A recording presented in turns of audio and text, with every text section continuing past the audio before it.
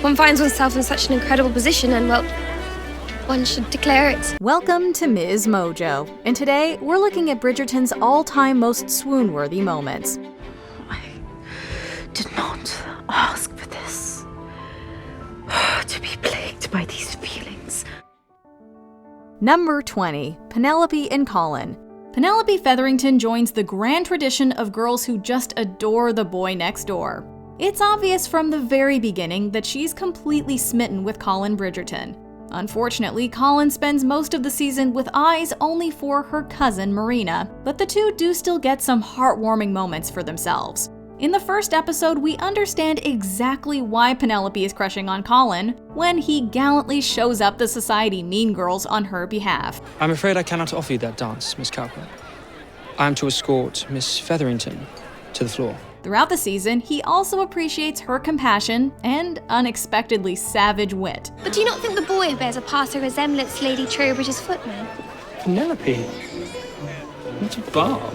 However, it's not until the finale when he really seems to see his old friend in a new light. You really believe yourself in love, one should never apologize for that. One finds oneself in such an incredible position and, well, one should declare it. Assuredly, fervently, loudly. Number 19. Simon educates Daphne. Sex ed for Regency ladies left a lot to be desired. No, I'm not laughing at you. I'm laughing at the absurdity of how little mothers tell their daughters. You tell us nothing. When a conversation between Simon and Daphne steers into decidedly unladylike territory, Simon is initially reluctant to fill in the gaps. Daphne is insistent, though. We can't blame her for wanting to know more, and apparently, Simon can't either. It is a natural continuation of what happens at night. At night? What happens at night? When you are alone. When I am sleeping. Not when you are sleeping. Seeing his hint has caused confusion, Simon urges Daphne to experiment on her own. When you find a feeling you particularly enjoy, you can carry on with that.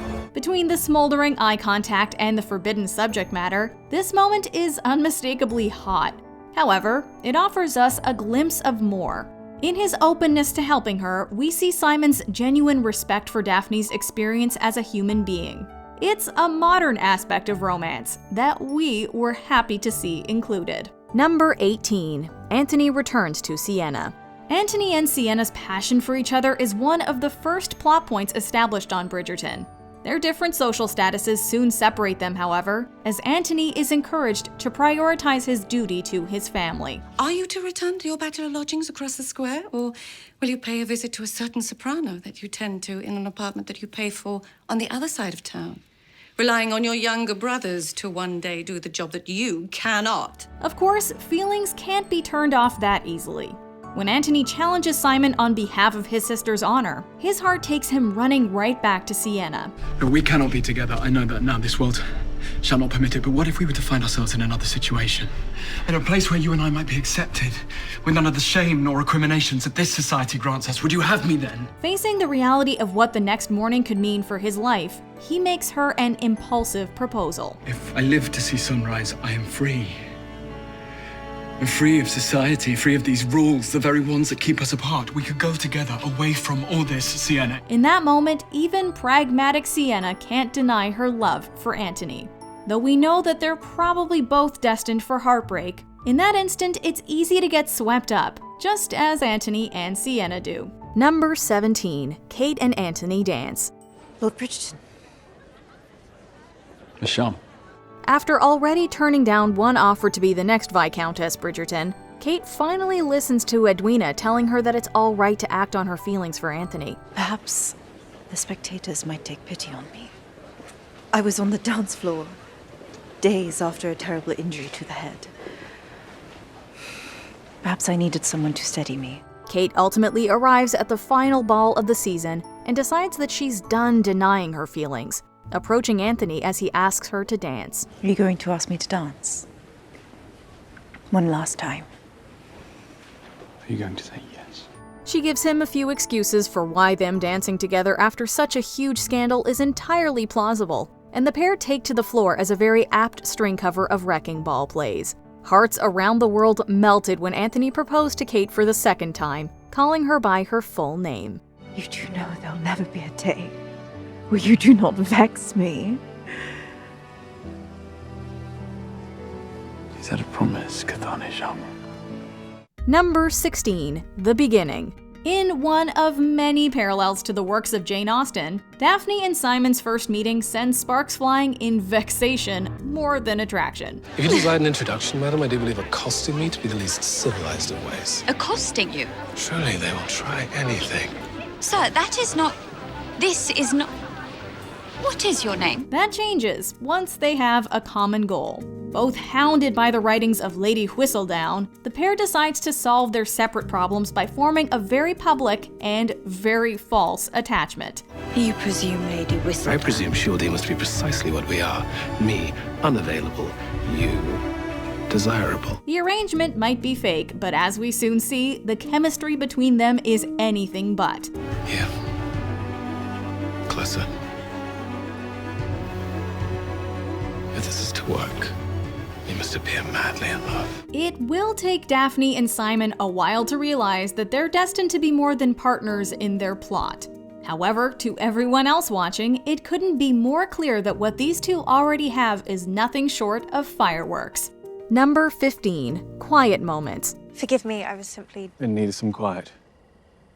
I've been in search of it all night. Readers of the books will know that Francesca's story details her falling for her second husband Michael, not her first, whom we see very little of. That's not the case in the show, however, as we're also seeing Francesca fall for Lord John Sterling, the Earl of Kilmartin, after the two encounter each other at a party. Miss Francesca. John Sterling, Earl of Kilmartin. It is a pleasure to meet you. Pleasure is mine. Francesca had spent the season so far wanting a practical husband who will let her pursue her passion for music, and doesn't feel compelled to make conversation when none is necessary. She does not speak to him. I am in awe. I thought one had to use wit or banter to dissuade a suitor, but simple silence is radically more effective. Though everybody else in the town thinks they're an odd couple, they're an ideal match, proving that a great romance looks and feels different to everybody. Number 14, Call Me By My Name. Simon and Daphne might be on the same team, but they are not initially on the same page. After some early bumps in their fake relationship, Daphne lays her cards on the table. This is about a life, Your Grace. My life. I must finally take charge of it. I cannot afford to do otherwise. So I shall not have this go wrong. This kind of blunt honesty does not come up much in Regency ballrooms. Going with the new theme of transparency, Simon decides that they might as well drop all the social formality between them. If we are truly to seem to be courting, if this is to be a match like no other, then you should call me by my name. The newfound familiarity is amusing to Daphne at first, until Simon uses her own name in return. Which is perfectly fine. Perfectly fine. Very well, Daphne. The impact of this intimacy is immediately apparent in the change of mood between the two, especially as we see a token act of physical intimacy as well. Though the ruse goes on, something has obviously taken root between them. Number 13, Bee Sting. Season 2 introduced us to Anthony's trauma after witnessing his father die of a bee sting. Content. Do not tell me stand still, what damn to it. do. While bickering with Kate yet again after their contentious game of Pall Mall, Anthony loses all of his composure when a bee lands on her. No, do not do It's only a bee. Ow! He has a full-blown panic attack when the bee stings her, fearing that she might die the same way Edmund did. I am unharmed. I am unharmed. She's able to calm him down in a very charged moment, as they yet again try to resist the all-consuming urge to kiss. It was just a bee. They're interrupted and return to themselves, but this scene of extreme vulnerability is a cornerstone of their relationship going forwards. Number 12, A Stolen Touch. Sometimes the most significant moments are the most subtle. Bridgerton takes pleasure in reminding us of that fact in a scene that brings to mind Pride and Prejudice. With their ruse going exactly according to plan, Daphne and Simon are pleased with themselves when they meet at a society art exhibition. We are awfully clever. Indeed we are. Excessive pride suits you, Miss Bridgerton. Pride is a sin, Your Grace. One of the lesser sins, but do not worry. We must all start somewhere. Their flirtatious banter gradually takes a turn, though. As they contemplate a painting, Daphne seems to recognize an emotional quality in the work, one that clearly speaks to Simon as well. If I could be the only person left in the world, and yet somehow I am not lonely. I am comforted, at peace. Watching their hands reach for each other almost as if they're magnetically drawn, we realize that their connection is already deeper than just physical chemistry.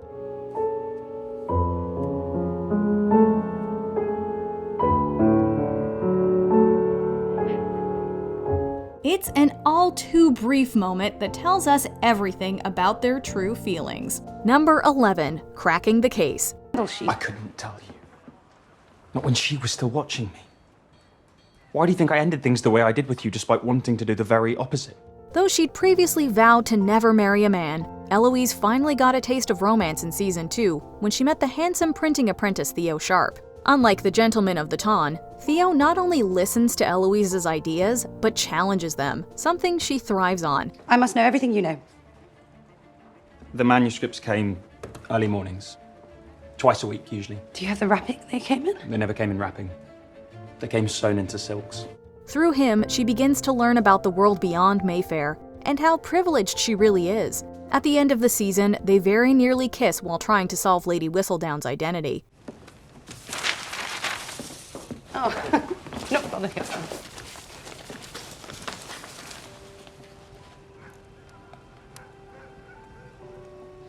It was devastating when Eloise, paranoid by Penelope warning her away from Theo, all to protect her identity, called it off because they were a great match. Their investigation was fun while it lasted. People are already talking about us, Theo. And no, I do not normally care what other people think, but yes, I care about you. Number 10, kiss me. Do you kiss me? Penelope. It would not have to mean anything. After Colin decides to teach Penelope how to be charming in order to snare a husband, he soon finds himself falling for her. But he doesn't even start to put two and two together properly until, late in the Featherington garden one night, Penelope asks Colin to kiss her. But I am nearly on the shelf and I have never been kissed and I am not certain I ever will be. I could die tomorrow. Terrified she's going to remain a spinster forever and that no man will ever kiss her, she persuades him to do just that. Although, of course, he doesn't take much persuading.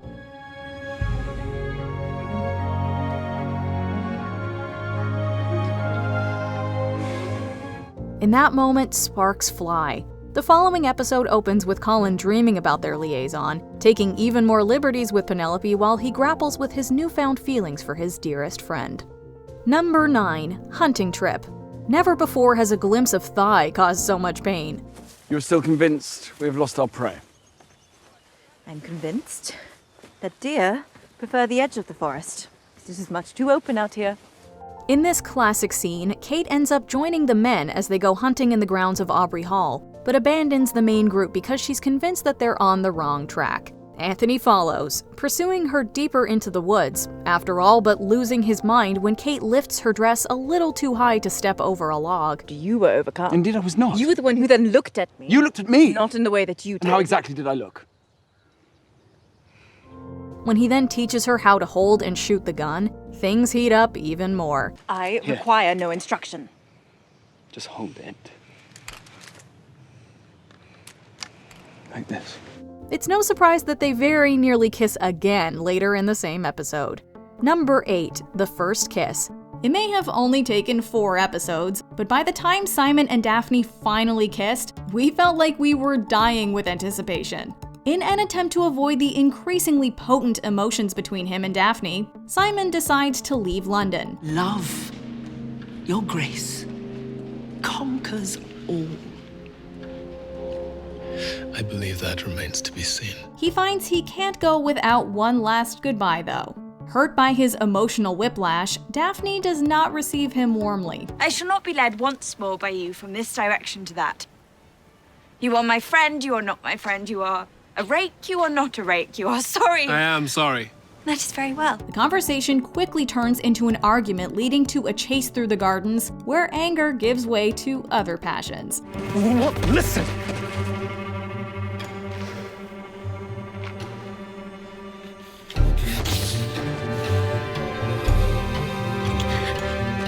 By this point, we were already well aware that Simon and Daphne were incapable of staying apart, but seeing them throw all caution out the window and give in to each other was an epic moment of romantic fantasy. Number 7. Chase Through the Rain.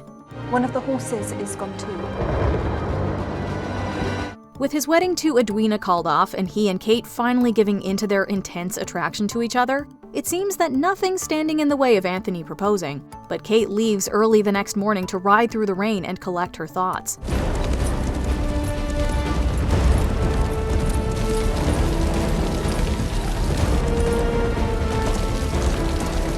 Tragedy strikes, however, as she falls from the horse and hits her head on a rock.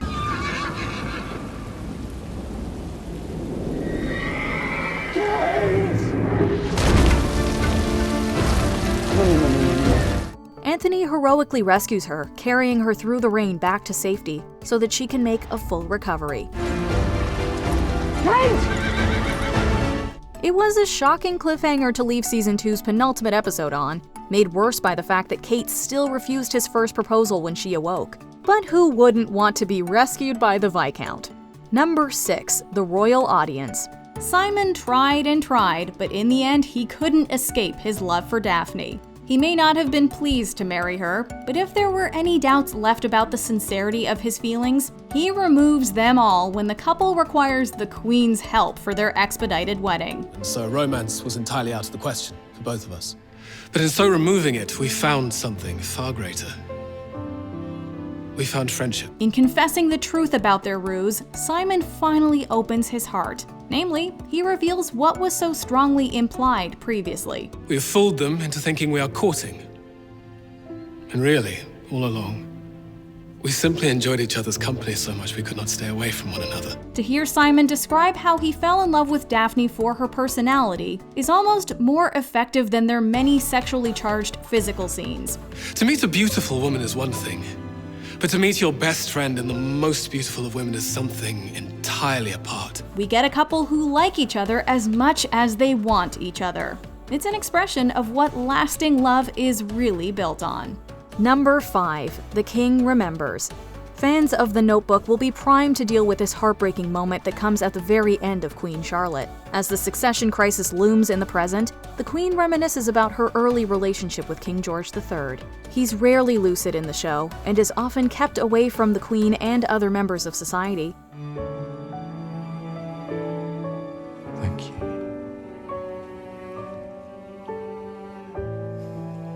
Thank you. But in this beautiful, gut-wrenching moment, the king briefly remembers who Charlotte is and that they're in love. Fancy meeting you here. We see their younger selves and their older selves together, and if this didn't bring a tear to your eye, you must have a heart of stone.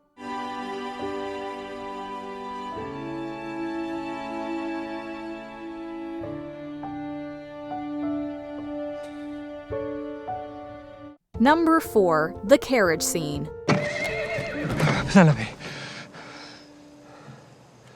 I do not wish to speak with you. please. Finally, Colin has worked out what he wants and goes to the ball to try and persuade Penelope not to accept a proposal from the eligible Lord Debling. Feelings like dreaming of you when I'm asleep, and in fact, preferring sleep because that is where I might find you. After Debling realizes something is afoot and calls things off with Pen, Colin and Penelope ride home together, and he confesses that he has feelings for her. A feeling that is like torture, but one which I cannot, will not, do not want to give up. She initially isn't sure he's being honest, and who can blame her? But they quickly give in to the passion that's been building all season when Colin makes a declaration of love for the ages. I'd very much like to be more than friends. So much more. This scene is ripped straight from the books, as they also nearly lose their honor during a carriage ride. And in both versions, it ends with Colin proposing. It only took him a lifetime. For God's sake, Penelope Featherington, are you going to marry me or not? Number 3. I Burn for You. The allure between Simon and Daphne is almost unbearably powerful. Despite this, their wedding night gets off to an awkward start when Simon makes it clear he plans to sleep in a separate room. I understand that you do not wish to see me. That you would prefer to stay in your separate room and endure a wordless dinner together on our wedding night. That is not what I would prefer. Though the audience knows about his previous vow never to marry, it's a surprise to everyone when Daphne confronts him and the real reason for his behavior is made clear. I'm not angry. You look angry and bothered. Look at you, you're downright flushed. Yes, that is what happens. When one is angry. When one burns for someone who does not feel the same. Given the events that have led up to this moment, it's amazing to think Simon could believe Daphne does not want him. She doesn't hesitate to set the record straight, though. It is you I cannot sacrifice. I burn for you. While the bedroom scene that follows is on fire, seeing this couple's earnest love confessed freely is what gets our hearts racing. Number 2. You are the bane of my existence.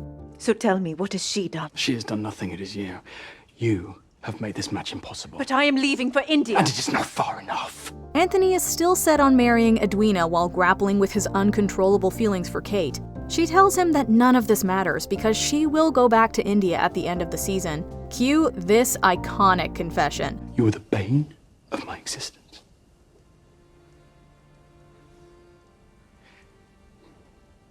And the object of all my desires.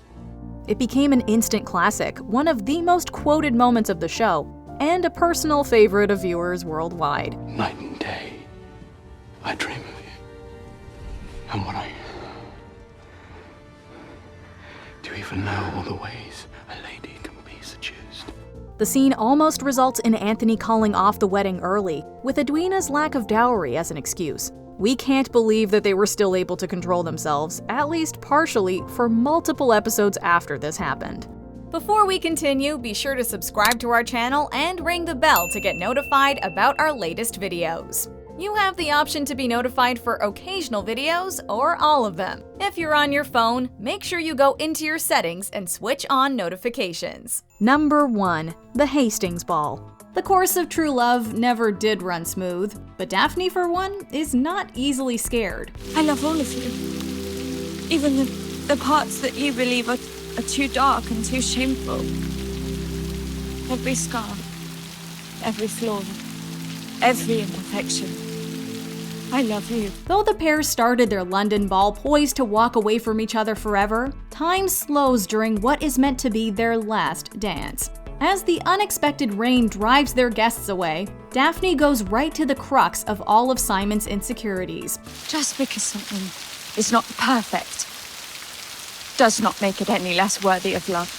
Her heartfelt speech isn't demanding or grandiose, just a simple statement of genuine love. It seems to finally convince Simon he is worthy of the happiness he has denied himself. By the time they fully reconcile, he understands that life may never be simple, but it will always be better with his true love and best friend. You stay, and we get through this together. If you do this, if we do this, then nothing else will matter. Now that is worth swooning for. Let us know in the comments which Bridgerton couple is your favorite. Love, your grace, conquers all. Do you agree with our picks? Check out this other recent clip from MsMojo. And be sure to subscribe and ring the bell to be notified about our latest videos.